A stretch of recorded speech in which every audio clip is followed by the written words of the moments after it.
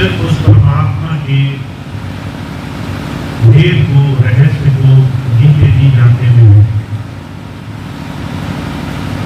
और परमात्मा के भेद को जानने का सिर्फ एक रास्ता है,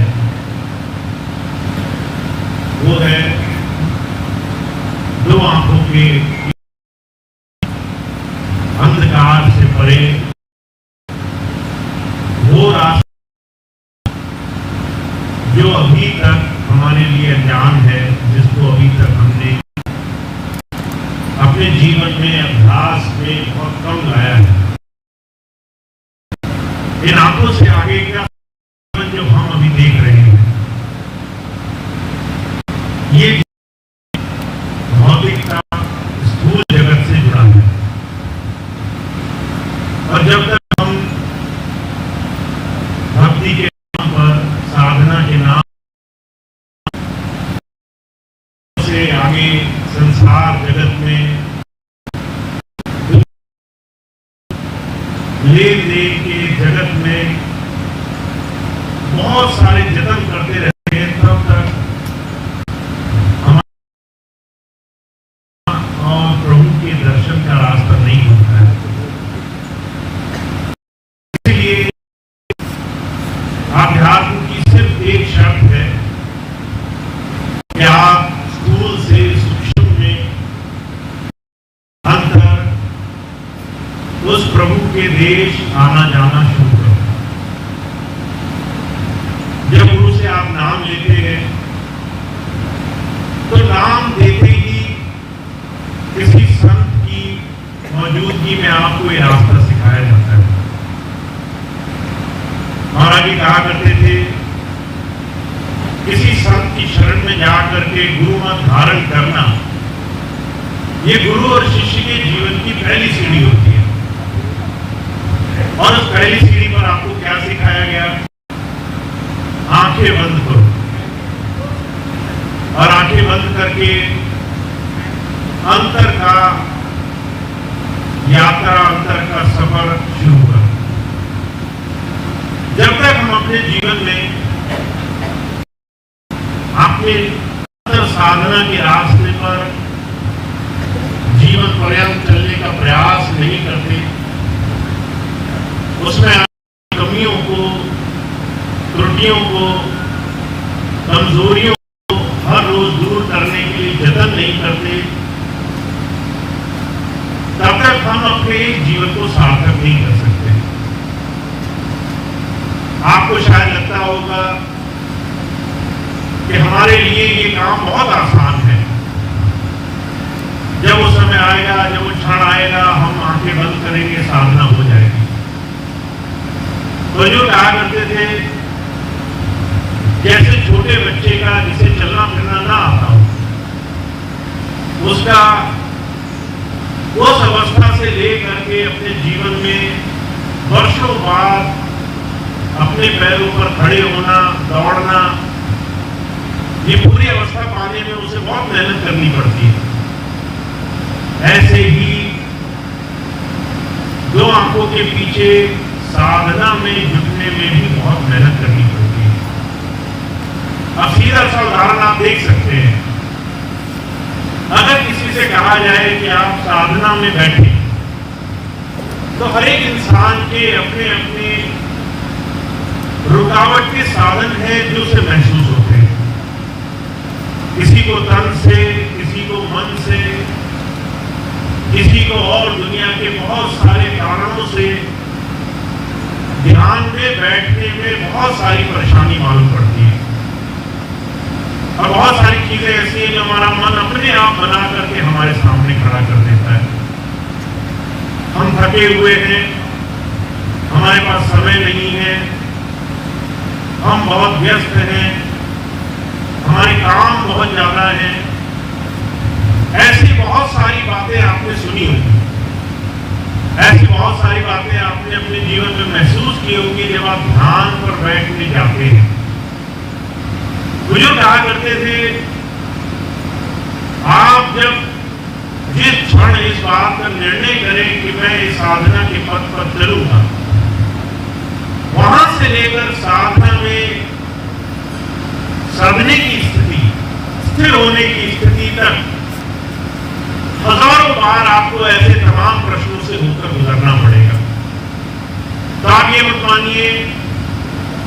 नाम ले लिया, बाहर संसार के काम ज्यादा जरूरी है। एक समय आएगा तो हम साधना कर लेंगे। उस समय आपका शरीर, आपका मन, आपका चित्त आपका साथ देगा ही देगा। ये बहुत बड़ी भूल है कि बिना प्रयास किए हम अपने जीवन में इस काम को आसानी से कर पाएंगे।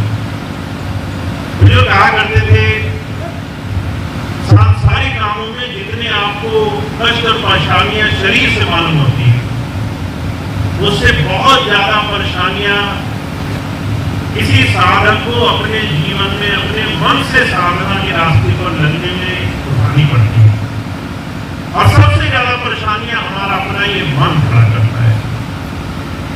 इसीलिए जिन्होंने नाम लिया है उनको अपने जीवन में इस बात को अपने सचेत मन से, कॉन्शियस माइंड से समझना जरूरी है कि गुरु मत पर हम चल रहे हैं या नहीं चल रहे, आध्यात्मिकता के पथ पर हम चल रहे हैं या नहीं चल रहे। क्योंकि वो कहा करते थे, इसमें नुकसान संतों महापुरुषों का नहीं होता। कोई गुरु है, जानकार है, जो सब कुछ जानता है, उसको इस बात का प्रश्न नहीं उठता कि वो अज्ञानता से जूझ रहा है। जो विद्यार्थी हैं, जो पढ़ने आए हैं, जो सीखने आए हैं, उनके लिए ये समस्या होती है, क्योंकि वो अज्ञान से ज्ञान की तरफ चलने में अभी असमर्थ है। अगर हम गुरु पथ पर ना चले तो इसमें संतों महापुरुषों को उनके साधना के पथ पर उन्हें स्वयं कोई दिक्कत नहीं होती। इसलिए जो कहा करते थे, ये हमारी अपनी गर्ज होनी चाहिए, हमारी अपनी चाह, हमारी अपनी लगन होनी चाहिए कि हम गुरु पथ को कैसे जीवन में धारण करें। महाराज जी एक बड़ी आसान सा, साधारण सा नियम बताया करते थे। हमारे जीवन में हमारा मन हमारा साथ दे, इससे बड़ा प्रश्न होना चाहिए कि हम कितना नियम और कितना संदिग्ध होकर के इस रास्ते को जीवन में निभाते हैं। नियम का कितना अच्छा है, हमारे जीवन में कितना उस गुरु पद को अपने जीवन में पाने का एक नियम संयम बन गया है। आपका मन करे या ना करे, नियम पक्का होना चाहिए। नियम आप हर रोज नियम से करें। कई बार आपने देखा होगा, आपके शरीर से जुड़ी हुई बहुत सी चीजें ऐसी हैं जो आप स्वचालित रूप से करते हैं। वहां मन करे या नहीं करे सवाल नहीं होता। नींद एक आवश्यकता है शरीर की, जगना एक आवश्यकता है शरीर की, भूख प्यास, श्वास लेना, शरीर का चलना फिरना, ये सब शरीर की आवश्यकताएं हैं। अब आप कहें मेरा तो चलने का मन नहीं हो रहा, मेरा तो सांस लेने का मन नहीं हो रहा, वहां मन करने से कोई फायदा नहीं होता, वो लेना आवश्यकता है। सांस नहीं लेंगे तो जीवन चलेगा नहीं, सांस नहीं लेंगे तो प्राण नहीं रहेंगे। तो जो कहा करते थे, आध्यात्म पद पर भी मन से ज्यादा तवज्जो नियम व्रत को देनी चाहिए।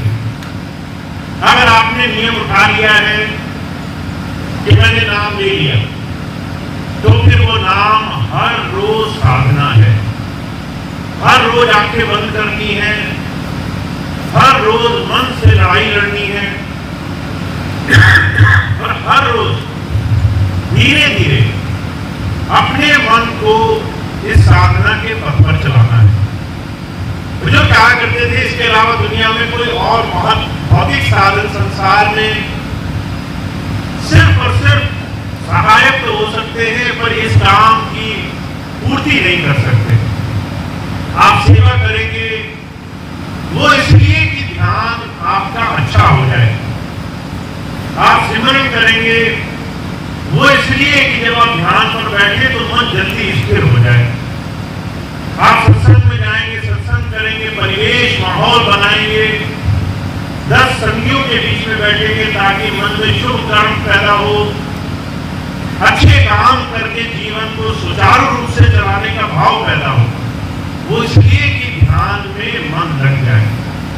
बुजुर्ग कहा करते थे दुनिया के सारे काम ध्यान में जोड़ने के लिए है, ये अपने आप में पूरक नहीं है। आप कहो मैं सत्संग में आ गया, मेरा सचखंड तक का रास्ता खुल गया, यहां बात अधूरी है। सत्संग में आए, बुरी संगत से बच गए, बुरे साधनों से बच गए, मन सही जगह लग गया, 10 बुराइयों से बचकर एक अच्छाई के काम को निभा गया जीवन में। मुझे पिछले दिन याद एक बहन मिली, होली का दिन था, उन्होंने मुझे फोन किया। तो पिछली होली पर हम लोग साथ नहीं बैठ पाए, कहीं होली का भंडारा नहीं हुआ, सत्संग नहीं हुआ। तो बहन ही फोन करने लगी कि भैया ये भंडारा कहाँ है। मैंने कहा होली में तो कई प्रोग्राम नहीं है। कहने लगी कई प्रोग्राम रख लेते, घर के सब लोग वहीं चले आते, बड़ा संकट से बच जाते हैं। बाहर संसार में अगर इस तरह का त्योहार मनाओ तो खुद अगर कोशिश भी करो तो बाहर संसार से बचना बड़ा मुश्किल है।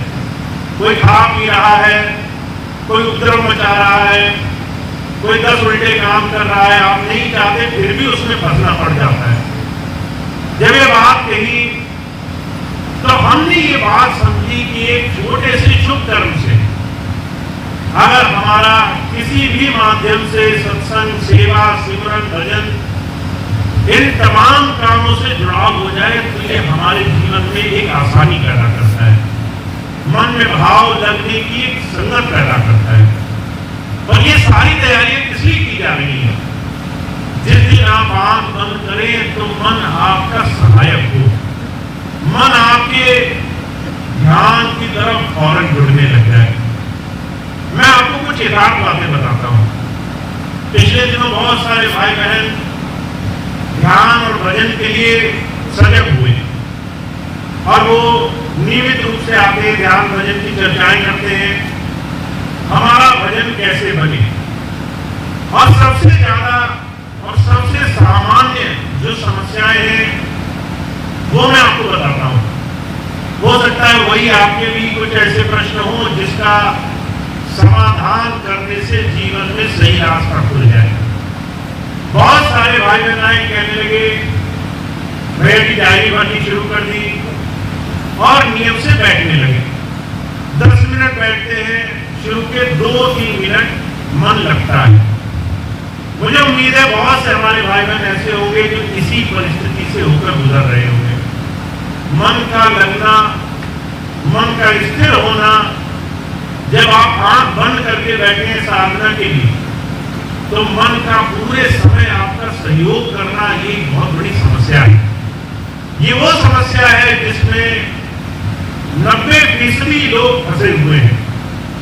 एक समय ऐसा आता है हम हार करके कहते हैं जब हमसे होता नहीं है कि चलो छोड़ो जाने दो, जब हो ही नहीं रहा तो फिर हमने इसको गुरु जी के ऊपर छोड़ दिया।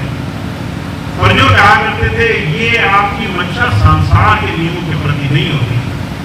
अगर आज आप बहुत मेहनत करें और आपको कम पैसा मिले तो आप ये नहीं कहते चलो छोड़ो, कमाई करना छोड़ो, गुरु जी के ऊपर छोड़ दिया, पैसा अपने आप आता रहेगा, बैंक अपने आप बढ़ते रहेगा। आप अगले दिन और जोर करते हो। पहले दिन जतन से अगर लाभ नहीं हुआ तो आप तरीके ढूंढते हो कैसे मुझे ये पैसा, रुपया, समृद्धि प्राप्त हो, क्या करूं जिससे मुझे समृद्धि प्राप्त होगी, कहां मैंने गलती करी, कहां चूक हो गई। ऐसे तमाम सवाल कर करके आप अपनी उस स्थिति को सुधारने का प्रयास करते हो। मुझे कहा करते थे जब तक ऐसी भावना हमारे स्वयं के मन में आध्यात्म पथ पर आगे बढ़ने की नहीं होती तब तक हम गुरु जी के इस सच्चे नाम को जीवन में समय रहते उसका लाभ नहीं उठा सकते हैं। और जो कहा करते थे कि हर एक इंसान के जीवन में एक बहुत ज्यादा जीवन में एक गंभीरता, एक सतर्कता होनी चाहिए। उसको अपने जीवन के लिए बहुत ज्यादा अर्जेंसी होनी चाहिए कि हमारा समय बहुत कीमती है। इसलिए जब जब संत महापुरुष आए हैं, उन्होंने कहा कि आप इस समय को और अपने जीवन को बहुत ही खास, बहुत ही विशेष रूप से अपने जीवन में इस्तेमाल करो। आज है, कल नहीं है। आज आपके पास ये अवसर है कि आप मन लगा सकते हो, कल आप कोशिश करो ये ऐसे अवसर ना बने। इसलिए जो आज मौका मिला है उसको, और मन की स्थिति सदी रहे, मन की स्थिति लगी रहे, इसके लिए आपको जीवन में हमेशा आगे बढ़ करके प्रयास करने हैं। और अगर आप इस चीज को और विशेष रूप से समझें तो सत्संग भी इस ध्यान में मन की गति जोड़ने के लिए कैसे सहायक होगा, सिर्फ इसलिए होता है आप अपने जीवन में 24 घंटे की दिनचर्या में और संसार के हजारों लाखों परेशानियों भरे माहौल में कैसे अपने आप को अपने जीवन के सही दूरी के साथ जोड़ पाओगे। आपके सारे काम संसार के हो रहे हैं, पर उसके बीच में आपका मन शांत हो सके, आपका मन स्थिर हो सके, आपका मन दुनिया में रहते हुए भी दुनिया की चीजों को बांधे नहीं, उलझे नहीं, उसमें निश्चित भाव, अचिंतता की भावना लेकर आए। आपकी सारी चिंताएं आपके अंदर से निकले और आपका विश्वास बढ़े। ऐसी भावना, मन की ऐसी स्थिति, ऐसी गति हम कैसे बनाएंगे, इसके लिए हर एक इंसान का खुद सक्रिय होना जरूरी है। मैं आपको एक छोटी सी बात बताता हूं। पिछले दिनों एक सत्संग हुआ राजस्थान में, बहुत सारे भाई बहन आए, काफी संगत जुड़ गई, और उसमें से सिर्फ कुछ ही लोग ऐसे थे जो सत्संग के बाद शाम को रुके, और उनमें से कुछ ही लोग ऐसे थे जिन्होंने बहुत सारी चर्चाओं में भजन सिमरन की चर्चा करी। अगर आप सारे लोगों की गणना करें, गिनती करें, तो आप पाएंगे कि अगर 100 आए तो मुश्किल से 2 लोगों ने पूछा कि भजन में कैसे तरक्की हो सकती है। महाराज जी कहा करते थे, एक तरफ हम सब की तलाश करते हैं, महापुरुषों को ढूंढते हैं, समृद्ध पुरुषों को, सक्षम पुरुषों को ढूंढते हैं कि वो अंतर से प्रभु धारा से जुड़े हुए होने चाहिए, वो ऐसे प्रभु धारा से ओतप्रोत होने चाहिए। और वहां जाकर के जो हमारा समय है वो हमारी आंतरिक तरक्की और विकास की तरफ जुड़े, ये भी बहुत आवश्यक है। तो आप जितने भी प्रेमी भाई बहन हैं, हमारा निजी व्यक्तिगत रूप से गुरु के साथ आध्यात्मिकता के लिए जुड़ाव होना बहुत आवश्यक है। जब तक हम स्वयं गुरु से नहीं मांगेंगे कि हमारा मन स्थिर हो, जब तक हम स्वयं हर रोज प्रार्थना नहीं करेंगे, जब तक हम हर रोज ध्यान के लिए समय नहीं निकालेंगे, हमारा स्वयं का जीवन नाम से जुड़ेगा नहीं।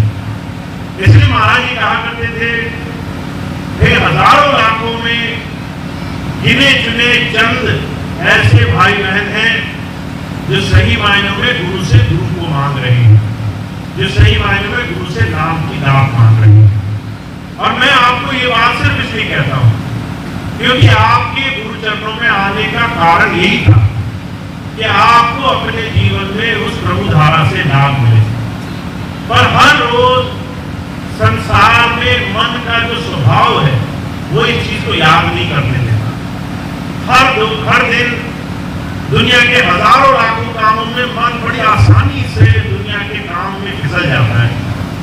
ऐसे में हमारी याद बनी रहे, हमारा नियम और व्रत बना रहे, हमारा संकल्प बना रहे, हम हर रोज गुरु की याद में समय निकालें, तभी जाकर के साधना का काम बनता है। अभी पिछले दिनों एक भाई आए मेरे पास, वो आकर कहते थे कि मैं हर रोज ध्यान करता हूँ, पर यह ध्यान में मुझे तरक्की नहीं मिलती। तो मैंने उनसे एक बात, एक छोटी सी चीज करने को कही, वो मैं आप सबको भी कहता हूँ। अगर मौका मिले आज, तो आज शाम को जाकर ये चीज जरूर करना। मैंने उनसे कहा कि अभी आप 2 मिनट के लिए आंखें बंद करो और आंखें बंद करके देखो मन गति क्या है। अब उन्होंने 2 मिनट आंखें बंद की तो दो क्षण मन इस याद में रहा कि मैं याद, ध्यान, सिमरन बनाने की कोशिश कर रहा हूं और धीरे से हजारों चीजें दिखने लग गई। कहीं शरीर, कहीं तकलीफें, बीमारी, स्वास्थ्य, कहीं दुनिया के हजारों लाखों यादें कि हमारे बच्चे हैं, हमारा परिवार है, घर है, ऐसी तमाम चीजों में मन जाने लगा। तो उस वक्त मैंने उनसे सिर्फ एक बात कही कि असलियत में हमारा गुरु का जो संबंध है वो ये है, ये यथार्थ है, ये वो सच्चाई है जिसे हमें स्वीकारना चाहिए। हम गुरु से कितना जुड़े, आंखें मूंद करके आप देख लो। आंखें मूंदने के बाद मन गति ये बात आपको सीधे सीधे दर्शा देगी आप कहां तक पहुंचे हो, कहां तक आपकी प्रगति हुई है, कहां तक रसाई हुई है, कहां तक जुड़ाव हुआ है। और अगर आप एक दिन भी इस चीज को परख कर देखेंगे तो आपको एहसास हो जाएगा कि आप गुरु जी से नाम तो ले चुके हैं, पर नाम गुरु का हमारे अंदर आया है या नहीं आया है। तो मैं आप सबसे बार बार एक ही चीज कहता हूं, नाम लेना आवश्यक नहीं है, पर नाम अगर ले लिया है तो नाम कमाना आवश्यक है। नाम में हर रोज जुड़ना आवश्यक है। जो लोग नाम लेकर नाम नहीं जुड़ते, नाम लेकर के नाम साधना नहीं करते हैं, उनके हाथ से बड़ी बेशकीमती चीज निकल जाती है।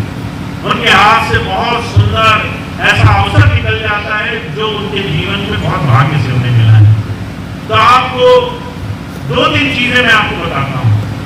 पहली चीज ये कि आपको किसी भी भौतिक रीत रिवाज, भौतिक किसी भी ऐसे नियम व्रत के चक्कर में नहीं फंसना है जिसकी वजह से आपका हर रोज का ध्यान छूट जाए। उसमें सबसे पहला आपकी दैनिक दिनचर्या आती है। आप कहें मैं रोज सुबह नहीं उठ पाता हूं इसलिए मैंने ध्यान नहीं किया। आप कहेंगे मैं बहुत काम करता हूं, बहुत मेहनत करता हूं, थक जाता हूं इसलिए मैंने नाम नहीं लिया। आप कहेंगे मैंने ज्यादा खा लिया इसलिए मैंने नाम नहीं लिया। आप कहेंगे मैं सुबह नहा नहीं पाया इसलिए मैंने नाम नहीं लिया। ये सारे नियम मत मानिए, इन सारे नियमों को छोड़ दीजिए। आपको सुबह, शाम, दोपहर कोई भी समय मिले, आपको अगर समय मिल रहा है तो आपको नाम लेना है। दूसरी चीज, खाकर करें, बिना खाए करें, इस चीज के चक्कर में नाम नहीं छूटना चाहिए। अगर सोमवार, मंगल, बुध, बृहस्पति कोई भी दिन है उसके चक्कर में नाम नहीं छूटना चाहिए। अगर आप अपने घर में हैं, अगर आप पड़ोसी के घर में हैं, रिश्तेदारी में हैं, इस नियम व्रत से नाम नहीं छूटना चाहिए। अगर आप थके हैं या स्वस्थ हैं, इस नियम व्रत से नाम नहीं छूटना चाहिए। तो जो कहा करते थे भौतिक नियम को बहाना नहीं बनाना है। अगर आपने एक बार मन को ये आदत दे दी कि मैं आपके इसलिए नाम नहीं ले पाता हूं क्योंकि मेरी तो ये तकलीफ आ गई, तो समझ लीजिए जीवन भर ये मन आपको नाम की कमाई नहीं करने देगा। अब एक बहन मुझे आज ही उन्होंने चर्चा करी, मैं वो भी बात आपको बताता हूँ। एक बहन ने कहने लगी भजन नहीं बनता है। अब मैंने उनसे पूछा क्यों नहीं बनता है, तो कहने लगी नियम एक ऐसा नहीं है, अलग अलग नियम पे काम होते हैं, अलग अलग नियम से मेरी ड्यूटी लगी हुई है। तो मैंने उनसे एक ही बात कही कि क्या आप फिर सोते नहीं हो, क्योंकि 2 अलग अलग समय पर काम होते हैं। अगर 2 अलग समय पे रहते हैं तो नींद का समय भी बदल जाता होगा, खाने पीने का समय भी बदल जाता होगा, सुबह उठने, रात को सोने का समय भी बदल जाता होगा, कपड़े नहीं धोते, कपड़े नहीं सुखाते, क्या काम नहीं करते। कहने लगे बाकी तो सारे काम करते हैं। जब हम सारे काम कर सकते हैं तो हम नाम भी ले सकते हैं, नाम की कमाई भी कर सकते हैं, पर उसके लिए हमारे मन में भाव होना चाहिए। तो जो कहा करते थे अगर आप चाहते हो नाम की कमाई करना तो उसके लिए आपको संकल्प उठाना पड़ता है कि अगर मैंने भजन नहीं किया तो मैं भोजन भी नहीं करूंगा। आप हो सकता है भजन करना भूल जाओ, पर आप भोजन नहीं छोड़ सकते, ये मेरी गारंटी है। आप जो है एक दिन भोजन ना करो तो आपका शरीर आपको खुद उड़ाने मारने लगेगा, कहेगा क्या जीवन बना दिया, खाना तक देने को तैयार नहीं, तो आप दिन में 3 बार भोजन करते हो, तो 3 बार तो आप ध्यान करो ना करो, ऊपर कम से कम बिना भजन किए 1 दिन गुजरना नहीं चाहिए। तो जो कहा करते थे, इसके लिए संकल्प साधो कि अगर आज का भजन नहीं तो आज का भोजन भी गया, आज भोजन नहीं मिलेगा। और अगर आपने ये नियम पक्का कर लिया तो मैं आपको गारंटी से कहता हूँ 1 महीने के अंदर आप नियमित हो जाएंगे। 1 महीने के अंदर आपकी शिकायत मिट जाएगी कि मैं भजन पर नहीं बैठ पाता हूँ। फिर दूसरी शिकायत आपको ये रहेगी कि मैं ज्यादा नहीं बैठ पाता हूँ। अगर आप कहेंगे बैठना तो शुरू कर दिया पर 5-10 मिनट से ज्यादा नहीं होता है, हुजूर कहा करते थे उसके लिए आपको दूसरा संकल्प मानना पड़ेगा कि आप गुरु जी के पास किस भाव के लिए आए हो। एक तो होता है गुरु को शरीर मान लेना कि गुरु शरीर है। अगर आपने ऐसा माना है तो आप बड़े नुकसान में रहने वाले हैं। अभी 10 वर्ष में बाहर आ तो आपका बड़ा नुकसान हो जाएगा। अगर मैं 2-4 महीने और इधर चला गया, अगर 1 महीने सत्संग नहीं हुआ, अगर बीच में बहुत सारा समय नहीं मिला आपको मिलने का, तो आपका तो बहुत नुकसान हो जाएगा। अगर आप गुरु को शरीर मानते हो तो अगर आप गुरु को शरीर मानते हो तो आप ना तो ध्यान कर पाओगे ना आगे बढ़ पाओगे। और अगर आप गुरु को कर्णकारी सत्ता मानते हो, परमात्मा वो शक्ति है जो मुझे हर पल हर घड़ी हर क्षण मेरे अंग संग है, अगर आपने ये बात मन में बिठा ली तो 2 चीजें तो आपकी बहुत सही होने वाली है। पहली चीज, आप चोरी नहीं करोगे गुरु जी से। अभी चोरी क्या होती है कि आज जो है गुरु जी हमें देख नहीं रहे हैं, हम जो चाहे करें। आज हम भजन करें नहीं करें गुरु जी को क्या पता चलेगा। आज हम कोई काम करें नहीं करें गुरु जी को क्या पता चलेगा। आज हम अपने स्वभाव में बदलाव लाएं या नहीं लाएं क्या पता चलेगा। बुजुर्ग कहा करते थे उस दिन आप ये चोरी नहीं करोगे। आपको पता रहेगा कि जिससे हम चोरी करना चाहते हैं वो तो हमसे पहले सारी चीजें देख रहा है, हमारी आंखें बाद में चीजें देख रही है, वो पहले सारी चीजें देख रहा है। तो आपको ये बात मन में स्थापित करनी है, गुरु शरीर नहीं होता है, गुरु को कर्णकारी सत्ता होती है जो हर पल हर घड़ी हर क्षण हमारे साथ है।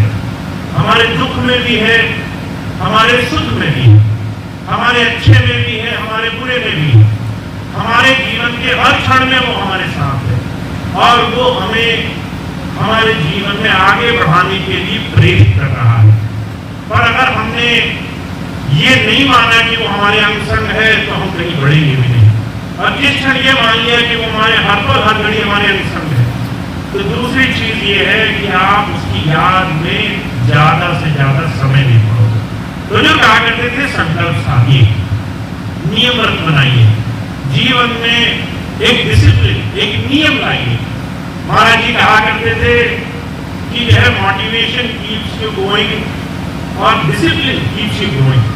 अगर जो है आपको मन आपका करे कि मैं साधना करूं तो ये चीज आपको सिर्फ आगे बढ़ने के लिए थोड़ा सा प्रेरित करेगी कि हाँ आज मन कर गया तो बैठ गए, कल मन नहीं किया तो नहीं बैठे। पर अगर नियम हो गया तो नियम से आप बढ़ते जाएंगे, नियम से आप अच्छे होते जाएंगे। और महाराज जी बात कहा करते थे जिसने 3-4 महीने नियम से भजन ध्यान का संयम बना लिया, डायरी में 2 चीजें थी। पहला, अपने जीवन को अच्छा बनाने का एक व्रत ले लिया और दूसरा रोज भजन करने से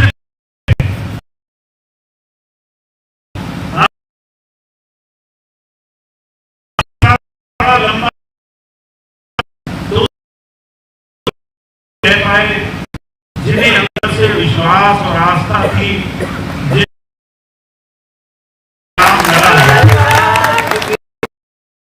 और ऐसे समय में वो सभी लोग जो उलझ करके कहीं न कहीं, ऐसे समय में फर्क तब होती है जब आप सही मायनों में गुरु को कर्म कारण सत्ता मानकर विश्वास बना करके रखते हो। तो आप इस बात को मन में बिठा लो कि गुरु आपको जीते जी मालो माल करने के लिए आया है। आपको वो सारे जीवन भर का वादा नहीं कर रहा है कि भाई आगे 50 साल करेंगे क्या है, वैसा कुछ नहीं कह रहा है।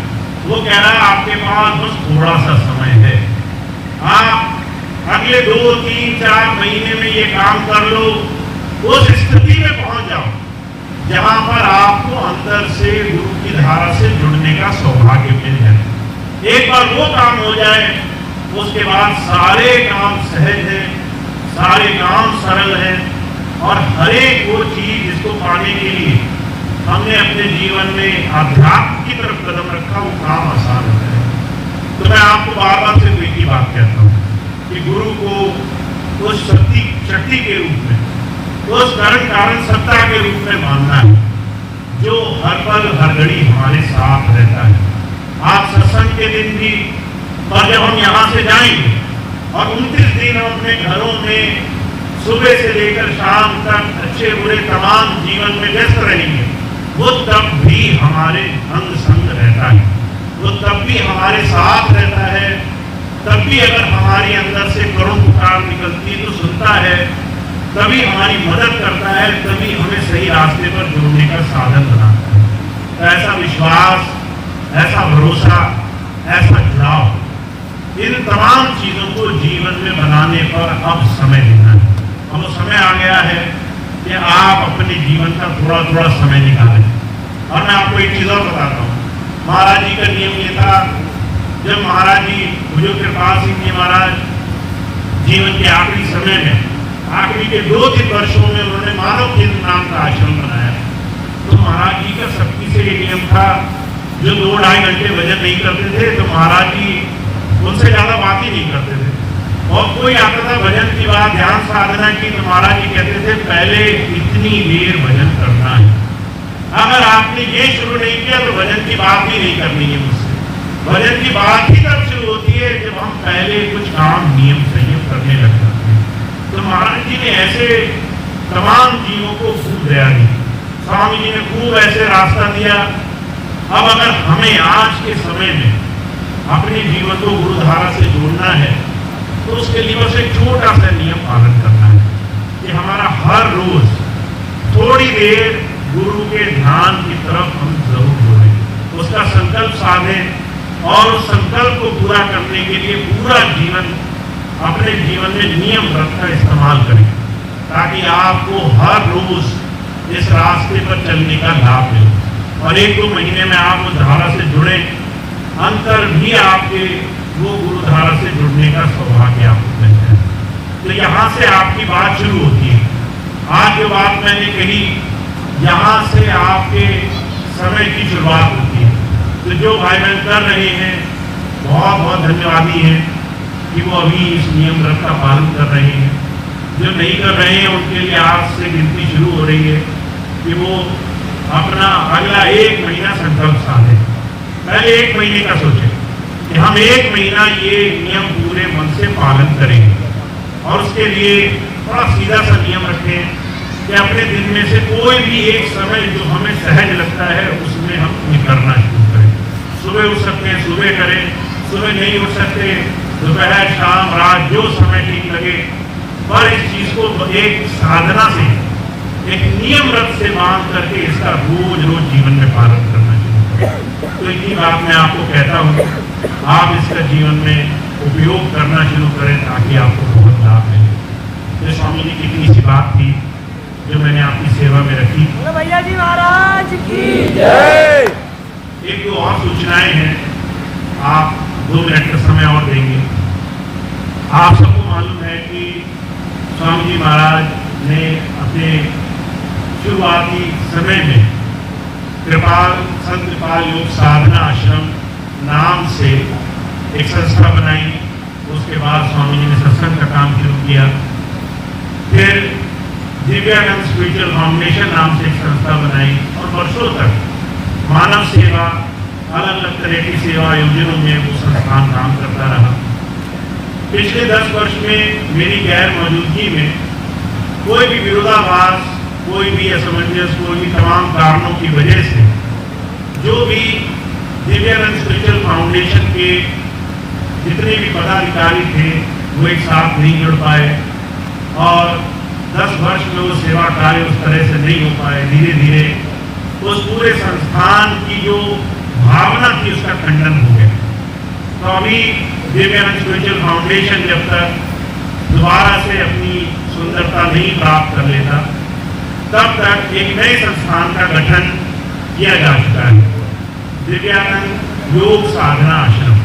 दिव्यानंद योग साधना आश्रम स्वामी जी के नाम से संस्था का गठन हो चुका है और पूरे भारत में भी 3 मंडल हैं, बरेली, लखनऊ मंडल और हरिद्वार मंडल। तो ये 3 मंडल हैं जिसमें दूर दूर तक अभी जहाँ तक भी जितने भी भाई बहन हैं वो वहाँ के उस संस्थान से जुड़ेंगे। अभी अब से कुछ दिन बाद मैं राजस्थान जाऊँगा तो वहाँ भी इसकी शुरुआत होगी। तो यहाँ लखनऊ में और लखनऊ के आसपास जितने भी सत्संग सेंटर हैं, चाहे लखनऊ का हो, चाहे बाराबंकी का हो, चाहे सीतापुर, नाव, कानपुर का हो, चाहे हरदोई का हो, चाहे पूर्वांचल हो, जितने भी सत्संग के इस पूरे क्षेत्र के हमारे प्रेमी सत्संगी भाई बहन हैं वो इस लखनऊ मंडल के साथ जुड़ करके दिव्यानंद योग साधना आश्रम इस गुरु परिवार का हिस्सा बने। और इसका लाभ ये मिलेगा कि आगे चल करके हम सभी भाई बहन जो संगठित रूप से सेवा कार्य करना चाहते हैं, साथ साथ जो सामाजिक कुरीतियां और सामाजिक सेवा की भावना जो है उसको सुचारू और संगठित रूप से कर सकेंगे। अगर आप अकेले चाहें कोई सेवा के काम करना तो कई बार हमारी सीमाएं सीमित रहती हैं। आप कहें मैं गरीब को कुछ भोजन दे दूं, मैं किसी बच्चे की पढ़ाई के लिए कुछ योगदान दे दूं, तो हर बार आप सोचेंगे कि मैं कितना समर्थ हूँ, मैं अपने धन से अपनी कमाई में से कितना दे सकता हूँ। पर जब 1000 लोग 10,000 लोग एक साथ जुट होंगे तो आप बड़े से बड़े ऐसे प्रायोजनों को ऐसे ही आसानी से ज़्यादा सोचना नहीं पड़ेगा। तो ये संस्थान इसका यह निर्माण हो चुका है, ये बन चुका है। लखनऊ में जो भाई बहन इस संस्थान से और आसपास के सत्संग सेंटर के जो भी भाई बहन अपने अपने क्षेत्र में अपने अपने पदाधिकारियों से इसकी सूचना लेना चाहेंगे वहाँ ले सकेंगे। इसमें 3 तरह की सदस्यता रखी गई है। एक सदस्यता है समर्पित सदस्य, आप वो जानते हैं जेट्स इंटरनेशनल के समय से आप समर्पित सदस्य बनते आए हैं। तो जो भाई बहन इस संस्थान से समर्पित सदस्य बनना चाहते हैं तो जो पहले से सदस्य थे समर्पित वो अपने आप इधर आ जाएंगे। उन्हें ज़्यादा कुछ नहीं करना है, वो अपने आप जेट्स, क्योंकि आज से 5 वर्ष पहले जेट्स इंटरनेशनल समाप्त हो चुकी है, तो वो अपने आप इस संस्थान में सदस्य हो जाएंगे। उसके लिए आपको कुछ नहीं करना है। फर्क सिर्फ इतना है, इसकी वार्षिक सदस्यता समर्पित की वो 2100 रुपये 2100 रुपये है। अगर आप मासिक उसको विभाजित करके देखेंगे तो 175 रुपये, पहले 125 जाती थी, अब 175 रुपये सेवा उसकी जाया करेगी। तो जो भाई बहन समर्पित सदस्य बनना चाहते हैं वो जहाँ जहाँ भी वो सत्संग अटेंड करते हो वहाँ के प्रमुख के द्वारा समर्पित सदस्य बनेंगे, उनको रसीद मिल जाएगी, वो प्रमाण होगी कि उनकी सेवा संस्थान तक पहुँची। दूसरी चीज़ सामान्य सदस्य, जो भाई बहन पैसे से बहुत समर्थ नहीं है, वो शरीर से सेवा करना चाहते हैं, वो चाहते हैं कि कैसे भी हम सेवा के प्रायोजनों में लगे रहें, तो सामान्य सदस्य बन सकते हैं।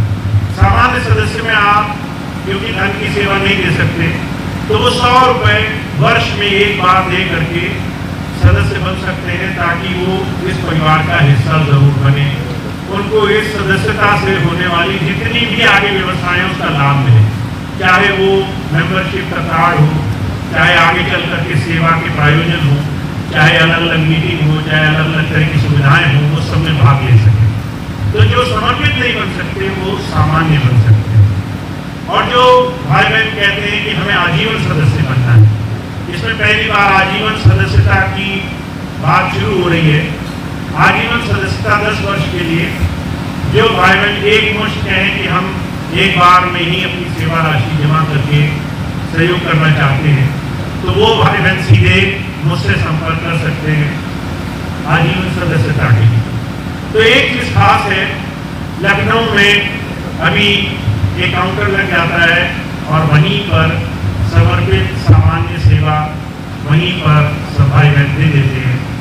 जो भाई बहन दूसरे क्षेत्रों से आए हैं, कानपुर से, बाराबंकी से, उन्नाव से, हरदोई से, वो भाई बहन अपने क्षेत्राधिकारियों से संपर्क करके इस संस्थान में सदस्यता ले सकते हैं, इस गुरु परिवार का हिस्सा बन सकते हैं और आगे आने वाले समय में चाहे वो स्वास्थ्य हो, चाहे बच्चों की पढ़ाई लिखाई हो, चाहे और दूसरे पर्यावरण संबंधी या दूसरे सेवा के आयोजन हो, उसमें हम बढ़ चढ़ के हिस्सा ले सकें।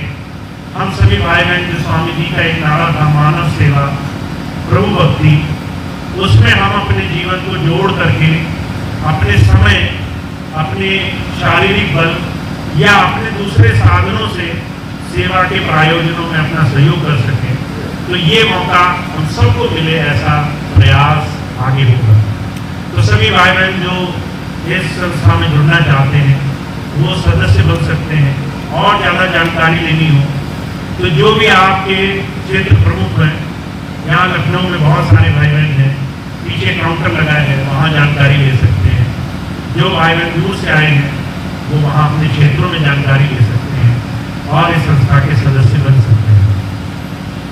दूसरी चीज ये है कि सत्संग एक ऐसी बड़ी भारी धरोहर है हमारे जीवन में, जो हमारे मानसिक और हमारे बाहरी परिवेश को बहुत साधने का काम करता है। तो स्वामी जी के समय में सत्संग की टीम बनी थी, जिसमें शुरू में मेरी भी सेवा लगी थी 2001 से पहले। वैसे ही दोबारा से सत्संग टीम का गठन हुआ है, जो अभी पूरे क्षेत्र में घूम घूम करके स्वामी जी के नाम और आध्यात्मिकता के सार तत्व को साथ संगत तक, गांव-गांव तक पहुंचाने का प्रयास कर रहे हैं। तो जो भी भाई बहन उस सत्संग टीम के माध्यम से सत्संग लेना चाहते हैं, मैं तो चाहता हूं कि लगभग हर एक क्षेत्र में महीने में एक दिन सत्संग उस टीम का जरूर हुआ करे।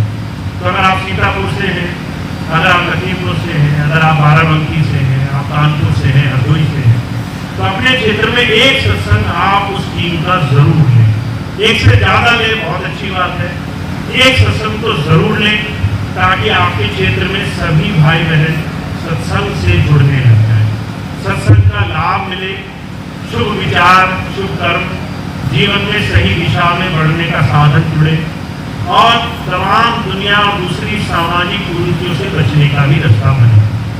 तो वो प्रयास जो भी भाई बहन चाहें वो कर सकते हैं। हमारे नन्हेलाल बाबूजी वो जो मंच के पास ही बैठे हैं, उनसे संपर्क कर लेंगे। राजकिशोर भाई है, उनसे संपर्क कर लेंगे, ताकि अगर आप अपने क्षेत्रों में कम से कम मासिक एक सत्संग टीम के द्वारा चाहते हैं तो वो आपका शुरू होने लग जाए और ज़्यादा से ज़्यादा क्षेत्र की संगत को लाभ पहुँचे, ज़्यादा से ज़्यादा भाई बहन सत्संग से जुड़े, ज़्यादा से ज़्यादा सत्संग की प्रेरणा मिले और आपके क्षेत्रों में सत्संग का एक बार फिर से एक रुझान, एक सत्संग की फिर से लहर हो, ताकि सबके लिए ये एक लाभप्रद, एक गुरु दिशा में जुड़ने का साधन बने। तो सत्संग से जुड़ना है और सत्संग से जुड़ने के लिए आपको एक सुविधा जो मिल रही है उसका लाभ उठाना है। मैं आपको एक छोटी सी चीज़ बताता हूँ, मैंने कई बार ये बताई है। स्वामी जी ने जब शुरू में सत्संग की सेवा उन्हें मिली तो स्वामी जी को कोई जानता नहीं था। स्वामी जी वैसे सहारनपुर में सत्संग इंचार्ज थे, पर महाराज जी ने कहा कि तुम घूम घूम के सत्संग करो, नाम लो। तो स्वामी जी ने अपनी पत्नी माता सुशीला जी से कहा कि ऐसे ऐसे स्वामी महाराज जी हुक्म कर रहे हैं कि सत्संग करना है, नाम लेना है। तो माता सुशीला जी कहने लगी कि आपने ये जो बात कही महाराज जी ने आपको अंतर में आके कही, लोगों को कैसे पता चलेगा, लोग कैसे समझेंगे कि सत्संग करने का आपको हुक्म हुआ है। तो स्वामी जी कहने लगे ये जिम्मेदारी मेरी नहीं है। महाराज जी ने कहा तुम सत्संग करो, लोगों को मैं भेजूंगा, जो जिज्ञासु होंगे उनको मैं भेजूंगा। तो ये बात कही तो स्वामी जी महाराज ने नियम बना लिया कि अपने घर के नीचे हॉल था, उसमें वो हर रोज सत्संग करते थे शाम में। और जब सत्संग करते थे तो किसी को बुलाने नहीं जाते थे कि सबको फोन किया, सबको बताया। सत्संग में बस वो और माता जी बैठकर सत्संग कर लिया करते थे। और हफ्तों महीनों ऐसे सत्संग चला। फिर 2 से 3 लोग हुए, 3 से 4 हुए, 4 से 40 हुए, उससे 400 हुए, 4000 हुए, 4 लाख हुए। धीरे धीरे सारे जन जन तक जो अंदर से जिज्ञासु थे उन्हें अपने आप प्रेरणा हुई और वो अपने आप सत्संग से जुड़े, उनके जीवन में सुधार आया। तो मेरा आपसे सिर्फ कहने का औचित्य ये है, जब आप अपने घर में सत्संग कराते हो, जब अपने कम से कम स्थान पर एक सत्संग रखते हो, तो आप अपना तो भला करते ही हो, आप किसी न किसी अनजान पुरुष का न जाने अनजाने में भी कहीं ना कहीं उसके जीवन में एक रास्ता खोल देते हो।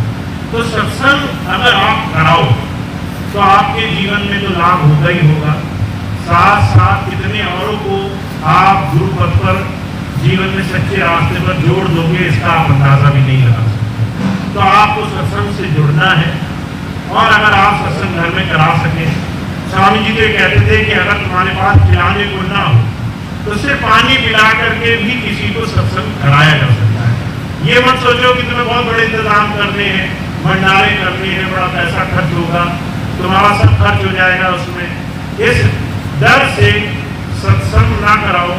तो स्वामी जी ने कहा कि भाई ये भी चूक है, तुम किसी को पानी पिला करके भी विदा कर दोगे तो वो भी सही है, उसमें भी कोई दिक्कत नहीं है।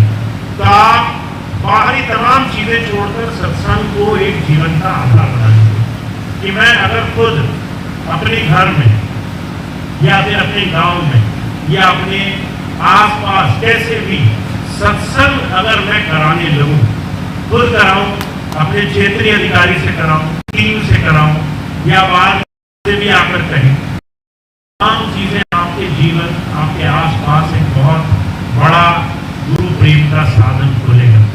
तो आपके लिए बड़ा सुंदर अवसर है। सत्संग से जुड़िए, भजन सिमरन से जुड़िए, सेवा से जुड़िए, ताकि आप अपने जीवन में बहुत सारे रास्ते पाएं, अपने आप को दूसरों को लाभ दें। थी आप सभी सब तक ये बात पहुंचाएंगे। जो भाई बहन यहाँ नहीं आए उन सबको भी ये बात बताने की कोशिश करेंगे ताकि सभी लाभ उठाएं और ज़्यादा से ज़्यादा तो इतनी बात कह के मैं अपनी बात समाप्त करता हूँ। अब आज का ये कार्यक्रम समाप्त होगा। प्रार्थना हमेशा करते हैं, सत्संग के बाद करेंगे, उसके बाद आगे की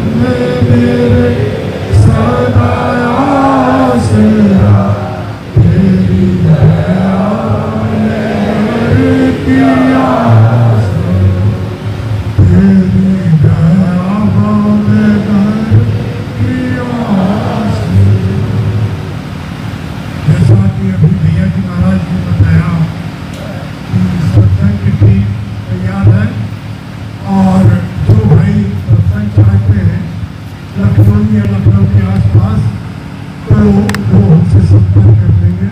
उन नाम वाले भाई राजकिशोर जी से